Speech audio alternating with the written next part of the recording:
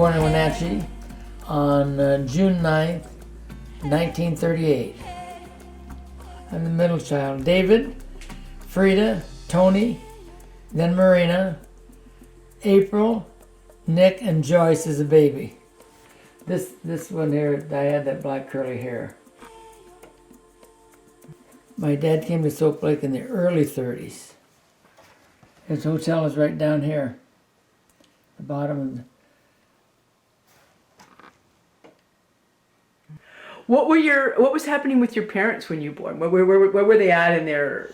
They were in Soap Lake in the house that I was raised in, across from James Tavern, and they were in the hotel business and the cabin business. This picture here of my dad tending bars in the building next to our house. The hotel on top, the cabins, as you can see the cabins here on the front street between Thorson's and the Soap Lake Inn is next. And we had a row of cabins there and a row of cabins behind our house, which was over on this other side. And that's the building that was the tavern in the basement, and hotel and different pool room one time on the top. That's my father right there. I can tell the way he's standing. He did this.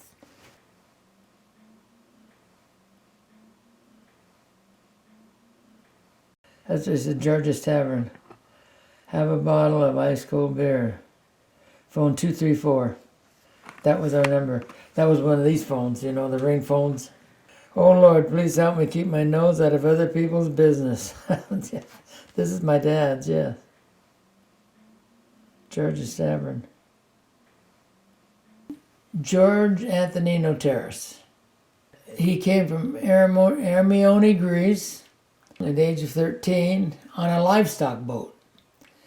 And he came in through, like many of the immigrants, through Ellis Island into New York, and then came west. He was just a good man. I saw him kind of happy one time with maybe a couple of drinks of vodka when my brother got married. But otherwise than that, he didn't. He'd walk across the street once a day in the afternoon and have a beer with Johnny and Jim Arvin. Mom and Betty were with their mom part of the time. They were in different camps. They worked fields. They didn't have a lot, and they were in the state decided that grandma couldn't take care of them, their mom, and so they were in a home at different times, and they escaped a time or two and went with their mom, but they were taken from her more than once, and so they had a life that was, in those days, a lot of people had. It was depression. There wasn't any job. There wasn't any money, and they had to work, and they had to keep themselves alive, and that's the way they grew up. When she came from Spokane on the bus with a white uniform and a pair of shoes from welfare, went to work for Jimmy Arvin in the James Cafe, 7 days a week, room and board, and $1 a day.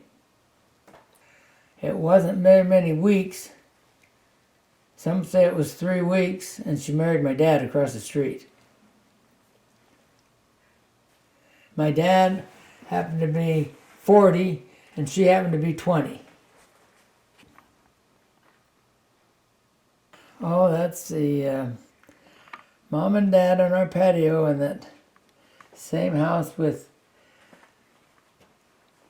2 of Frida's kids, I would say. Anthony, maybe, and Raymond. We had the 1 bedroom at the house. All the kids were in the 1 bedroom. So we had a bunk bed at both ends and a bed in the middle.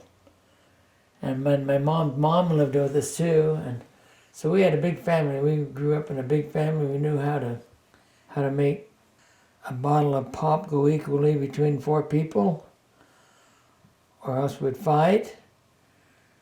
And we knew how to take care of each other. This is where we redid the front porch into the house there. I forgot to go back to the corner of the house where it was open. I can remember it was Sagebrush Annie, and she was a talked about person. She lived out on this side of Blue Lake in a little shack. She'd come to town. I can remember she came to town one day and we did 50 chickens out front there and underneath that overhang. But I have to point out the building in the middle was a wash house. That's the wash house right there in the middle, and on this side of it is a swimming pool. My dad did a cement swimming pool about 3 feet high maybe. And Annie Annie Over was played 1,000,000 times over that building. That was our Annie Annie Over. And that was one of the things you played, when you were kids. When I was growing up, I remember cleaning those cabins of Dad's, and I used to clean those so good and make that bed so neat. And then I'd get to the door and go out, and I'd look back and think what a good job I've done and how nice they looked. And they were so old. The bedspreads were clean though, and the rooms were clean, but I just love to look back at those and think, boy, what a good job you did, Marina, and then I'd go on to the next one. And hanging those clothes, we washed more sheets in that old washer. Take them down the line. I'd hang those sheets just right so they'd have the crease right down the middle. Then I'd fold them and have them ready to go, and that was almost a daily chore. A lot of sheets and a lot of laundry for those cabins.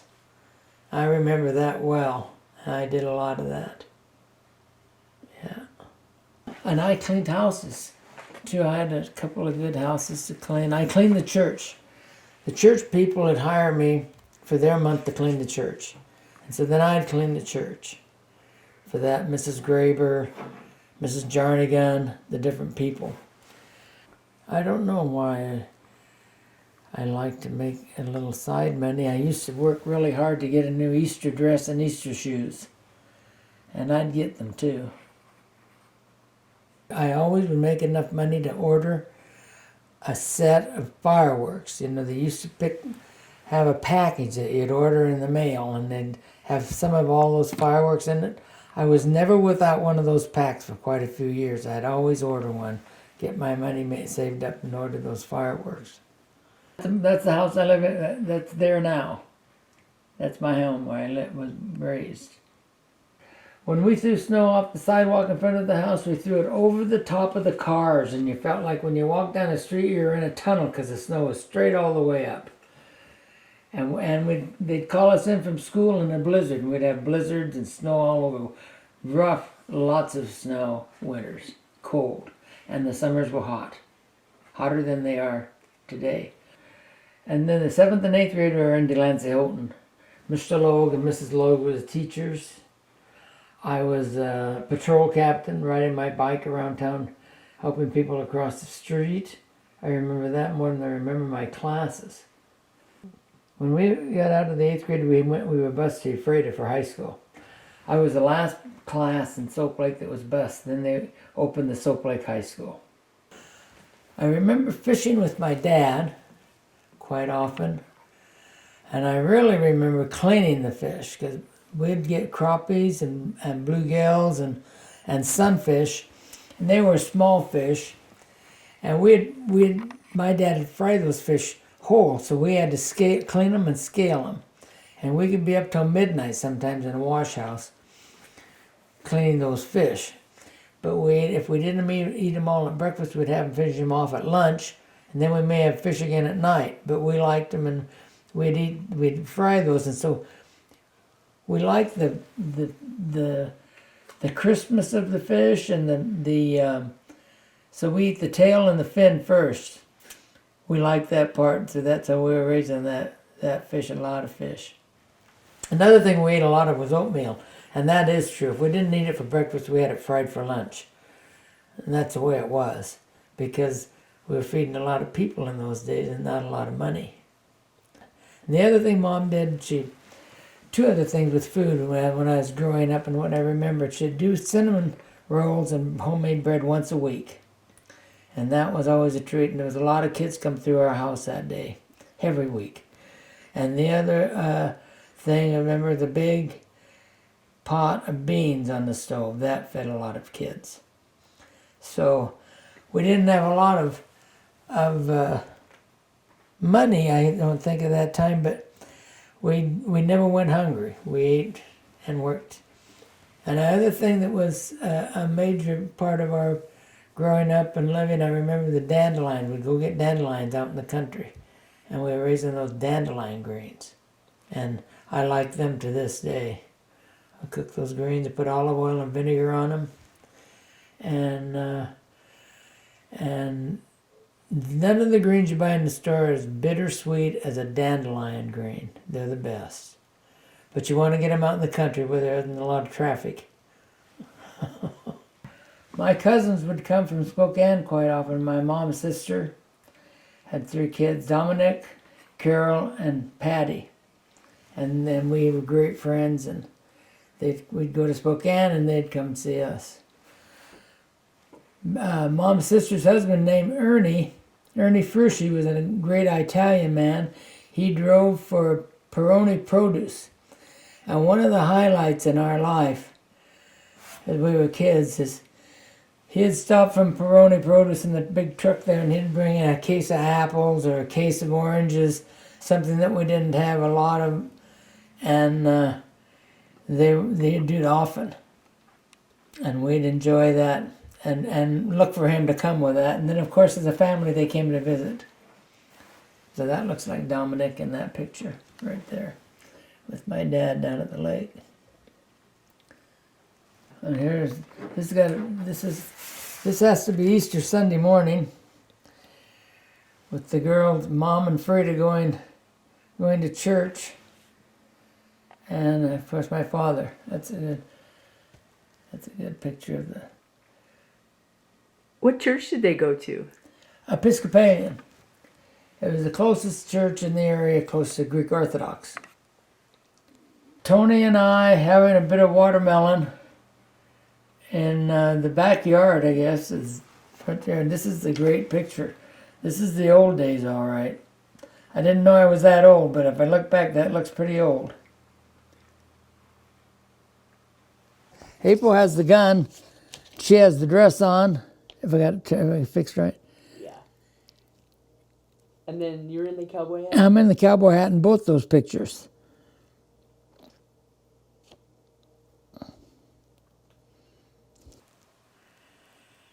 And as I was growing up, I remember I had long braids, and my dad was a good one for long hair, and Mom couldn't cut her hair, and I couldn't cut mine for a long time. I always wanted to have my hair cut. Finally, one day it happened. The Greeks like that, long hair. We'd walk out there. I swam under that and around that so many times. I loved the water. And soap like water burnt your eyes then. In those days, it was strong enough. Your eyes burned. But we'd open our eyes and we'd swim around that. And I don't remember the diving board, but I remember this walkway well.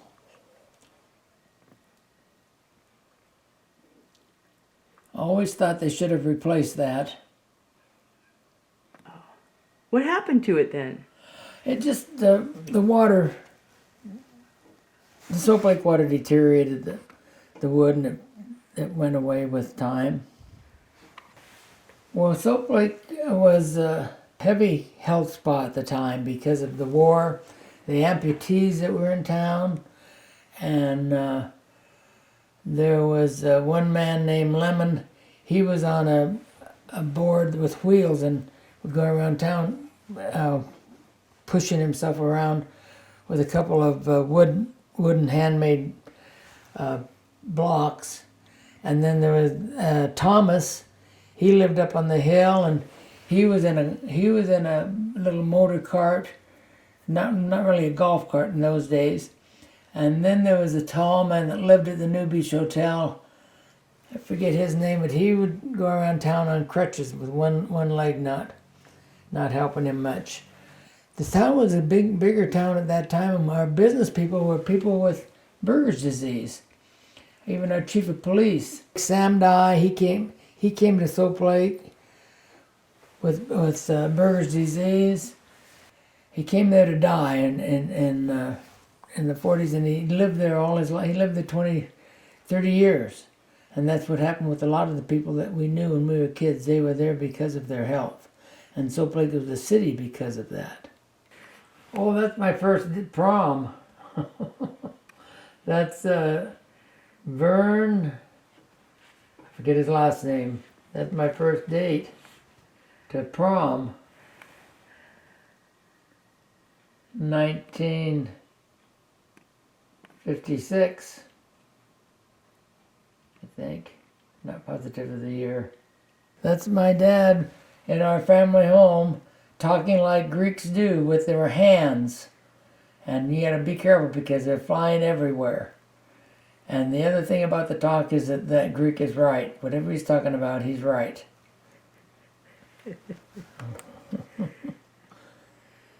And behind him is my mother. The ladies used to meet. Mrs. Pappas, Mrs. Arvin, Mrs. Clausen, Mrs. Tillman, Mrs. Notaras, all the ladies. And what they would give each other is teacups. And that was the thing. That there was teacup after teacup, and all the kids now have their teacups from Mom. But that behind Dad is Mom's teacup collection.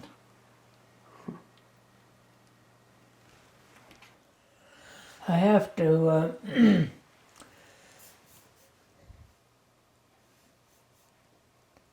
tell you how I remember my mom. You'd always wake up to her singing in the kitchen, and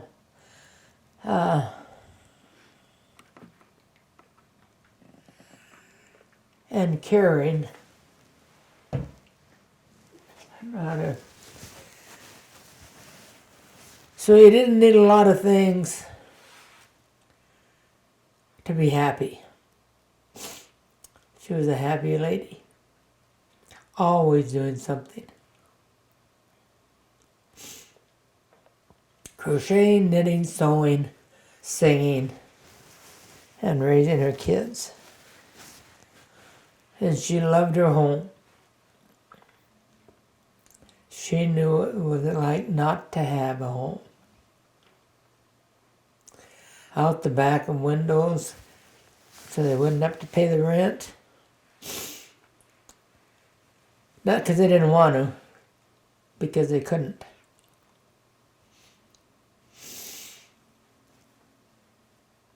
But she sang in the kitchen. When you woke up, there was music. That was nice.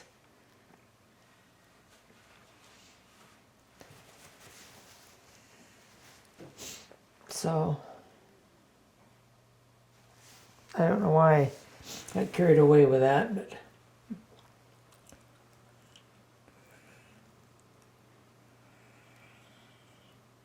always good memories.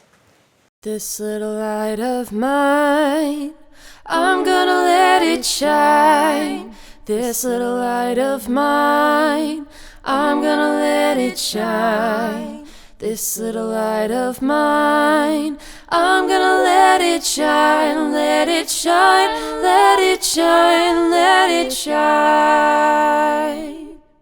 Hide it under a bushel, no, I'm gonna let it shine. Hide it under a bushel, no, I'm gonna let it shine. Hide it under a bushel, no, I'm gonna let it shine, let it shine, let it shine, let it shine. I won't let Satan blow it out, I'm gonna let it shine. Won't let Satan blow it out, I'm gonna let it shine. Won't let Satan blow it out, I'm gonna let it shine, let it shine, let it shine, let it shine, let it shine, let it shine, let it shine.